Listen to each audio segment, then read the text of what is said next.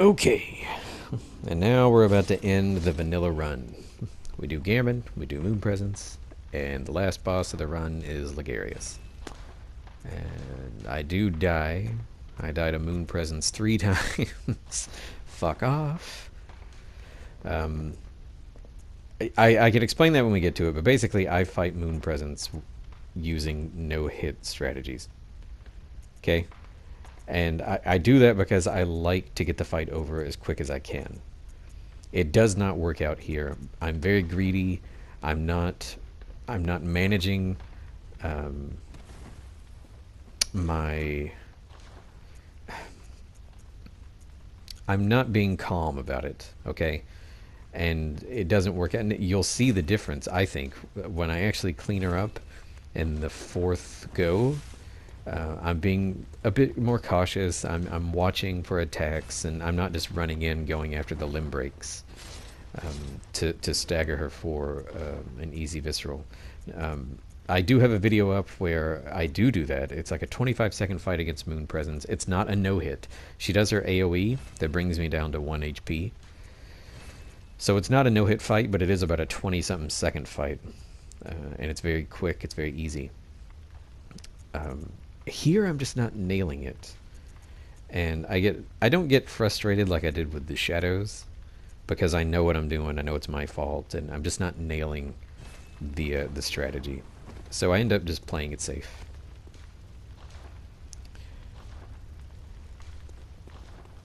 So yeah, and I die once to Logarius too.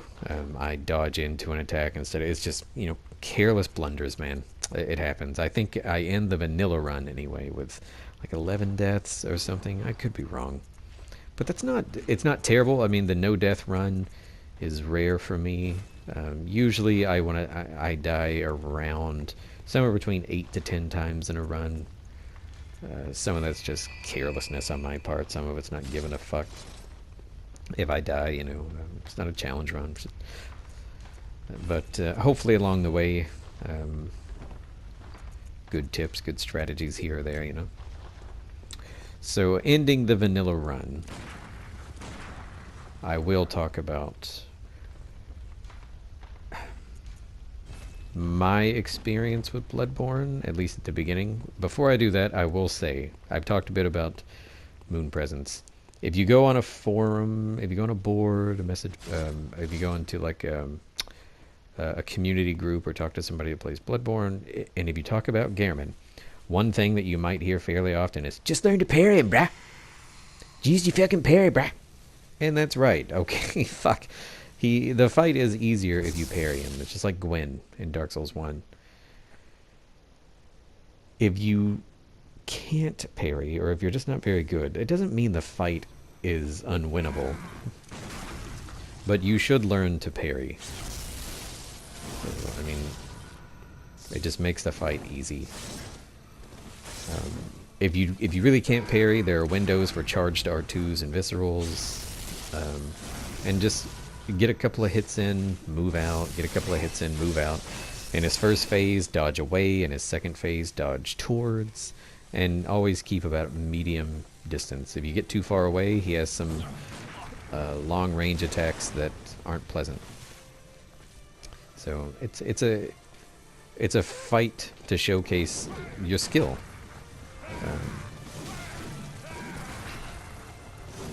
So yeah, so Bloodborne was my first Souls game, right? I bought it when it came out, never played Dark Souls, never played Demon Souls, didn't really know anything about it. And I got punished real quick. My first run was hard, very difficult, because I didn't really know anything about this sort of like universe, and I have since learned. But I am always very sort of empathetic to those new players in the game who didn't know what they were getting into. So since then, I've went on and platinumed Dark Souls 1 and almost platinumed Dark Souls 2 and 3, but some of those Covenant rewards, man, fuck that. Sunlight medals in Dark Souls 2, fuck off. Vanilla Dark Souls 2, Scholar of the First Sin, Dark Souls 2. I've played them all and done everything there is to do. But Bloodborne was my first, and I love it. I don't think it's the hardest Soulsborne game, but it is my favorite. I do love it. I've always had a love of horror and gothic stuff, and this game just it gets into me. So, I mean, I don't really need to talk about this. It's obvious what I'm doing wrong. I'm just not being safe, and that is the one thing that you do wrong in these games.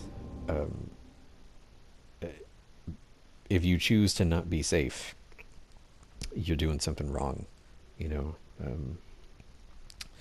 you want to go into the fight with respect, knowing that you could probably get fucked.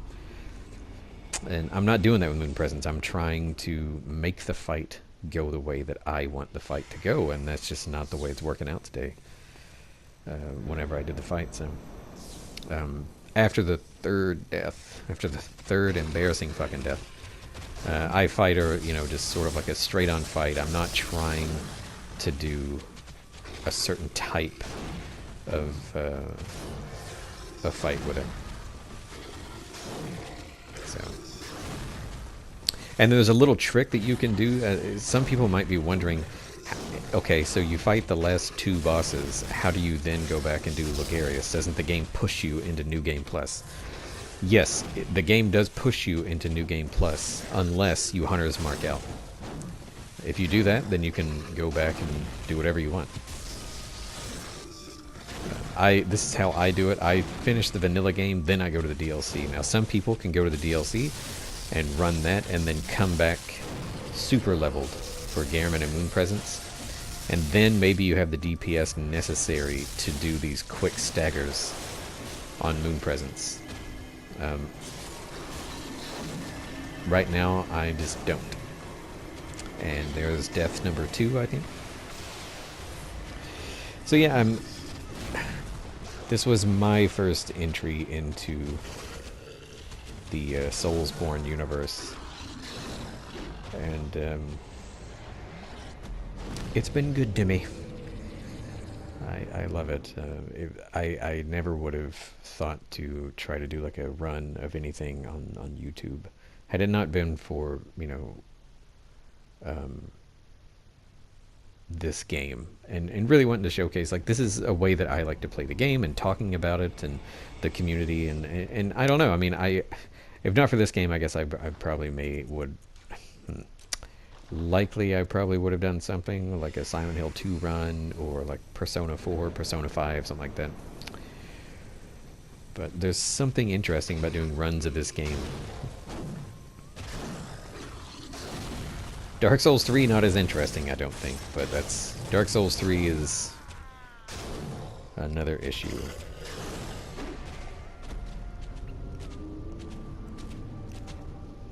So yeah, I think my first, right now we're sitting at about 3.5 hours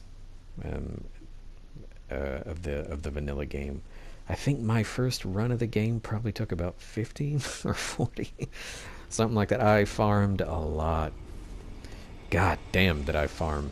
I kept thinking, like, okay, if I could just get to level 50 for Cleric Beast or something like that, you know. And the game doesn't work that way. Like, it doesn't matter if you go into a fight, like, if you go into fuck, I don't know, like, if you go into the ROM fight at like level 100, you're still gonna get fucked really fast if you just suck at the game. Like, just because you're good at farming and you're good at leveling doesn't mean that you're good at the particular boss in front of you, right? So I had to learn that lesson. Like, it's not all about what level you are or how strong your weapon is. It's how well do you know what you're doing. You know, like, how good are you at simple things. The parry, the dodge, knowing the attack patterns of the bosses, knowing how to use transformation attacks, knowing about limb breaks and visceral attacks, and manipulating the fight into a way that you start to kind of command it a bit more than the boss commands you. A bit more.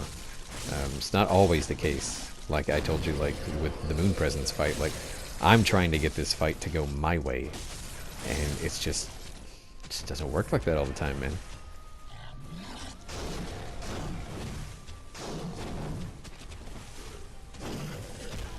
So here we clean her up, and so I played it a bit safer there. So you want to wait, and I go ahead and do it. You'll see your echoes start to go. There you go. So Hunter's Mark out, and we go spin the echoes. We level up. I think I spend some insight, and we're off to fight Big Frozen Daddy in Canehurst.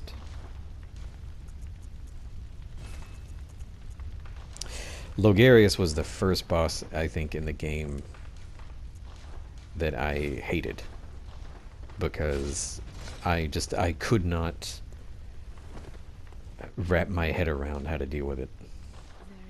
Like the actual boss fight. The Shadows of Gehrman and the Forbidden Woods, I couldn't come up with a good strategy for that whole area in the Shadows for a long time at the beginning. But Logarius as a boss, just as a boss, stumped me for several plays of the game.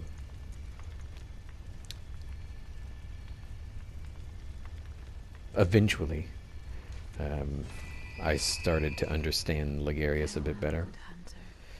But, whew, man, he fucked me for a long time. But I'm coming right back. It's okay. Resident Evil 7 was such a good game. Alright, so now we go to Canehurst, and we go fight Logarius, and we die, and then we go back and we beat him. So I've often heard that the first Souls game that you play is the one that you think is the most difficult. So if somebody got started with Demon Souls, they think that one is the hardest one out of all of them. Or Dark Souls. And I started with Bloodborne, and I'm going to go ahead and say that it is not the hardest for me from beginning to end. Now that could be because I've spent, well, just say lots of hours playing it. So I know it, you know, I know the game very well.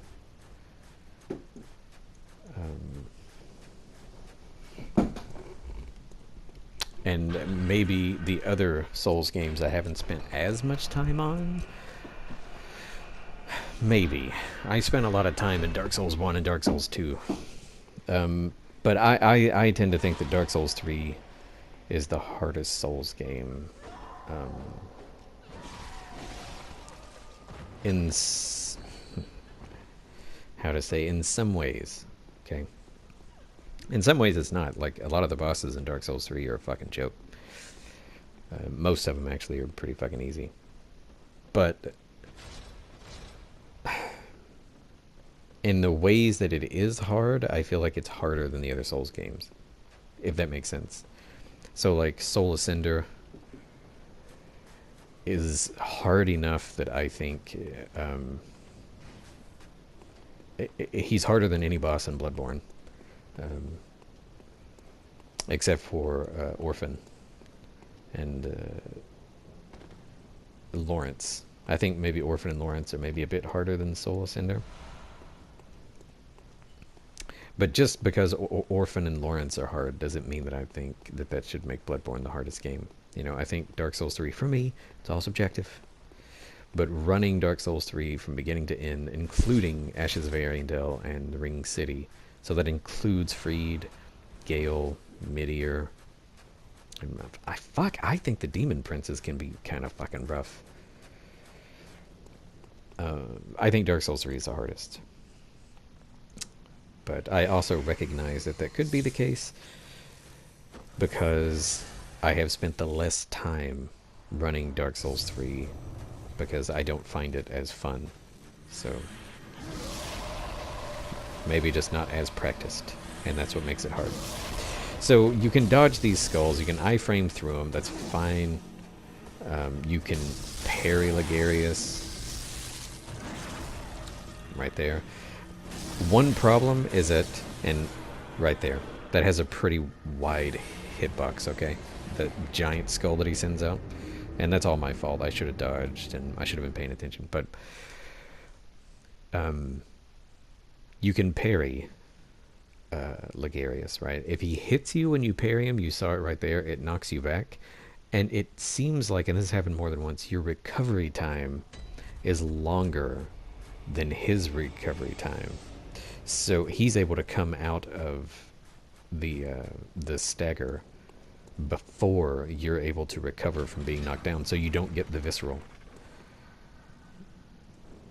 So that's something that I've noticed with my fights with Logarius. So you got to be kind of cautious about that.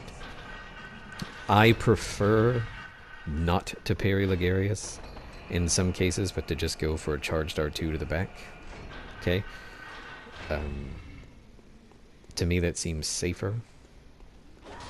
And ultimately just does more damage. You know, charged R2 versus a bullet. Fuck you think's gonna happen? And I don't like that fucking guy, like I've already said. So here we go back to Logarius. We clean him up.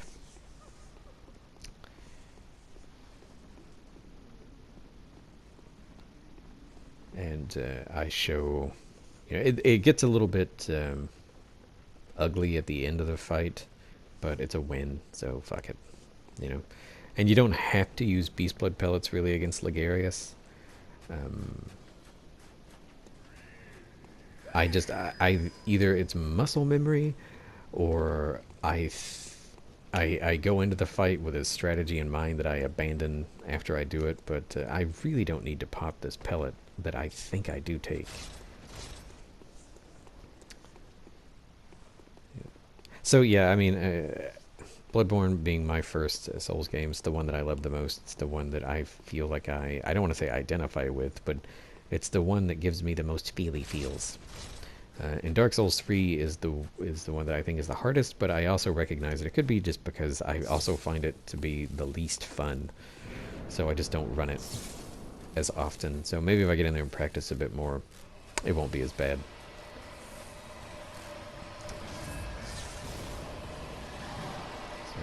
I do have up a video that shows a no-hit strategy for Logarius, and it's pretty easy. And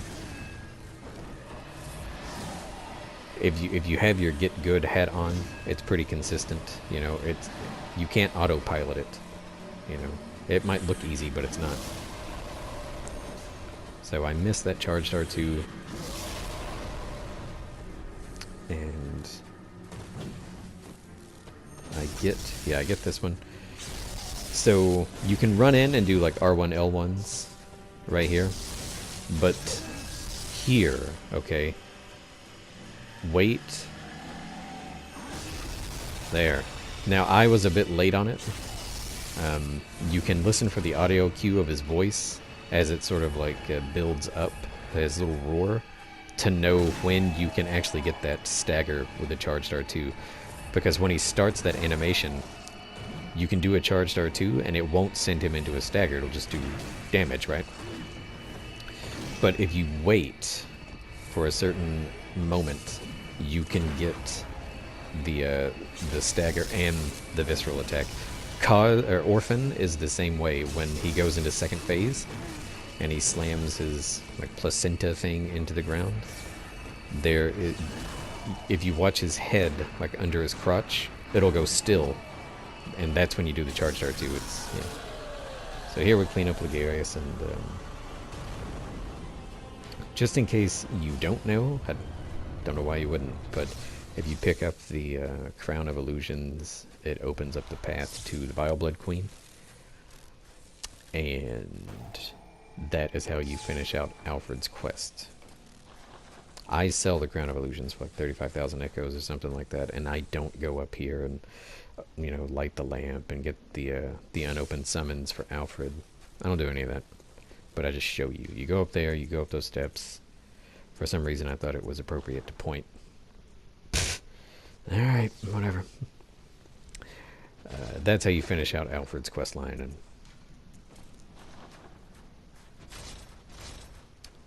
yeah. So now I go back to the dream. I think I sell the Crown of Illusions. I do a bit of leveling and getting ready for the DLC. The DLC, I tend to just run. Okay. I don't fight shit. I don't care. I treat it more like a boss rush than anything else. Now, if you want to farm the research hall for echoes, you can. Tons of echoes in the research hall. Tons. It's a great farming spot. But I'm not going to do that. So, I'm very, I'm not good against Laurence. Just, I'll go ahead and tell you, I don't really know how that's going to go. I don't like Laurence as a boss. I think he's the worst boss in this game. I also think he's the hardest. I think he's harder than Orphan for me. I stand by that. I'm not going to say he's objectively the hardest, but god damn it, I will say he's subjectively the hardest. He's the hardest for me. So that's the vanilla game. We had some deaths, we had some talks, we showed some strategies and some tips and tricks. Hopefully it helped in some way. I don't know. Hopefully it did.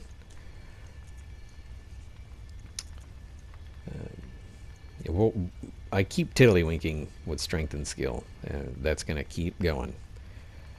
So hopefully you learned something about something. And now we start the Hunter's Nightmare on the road to Orphan.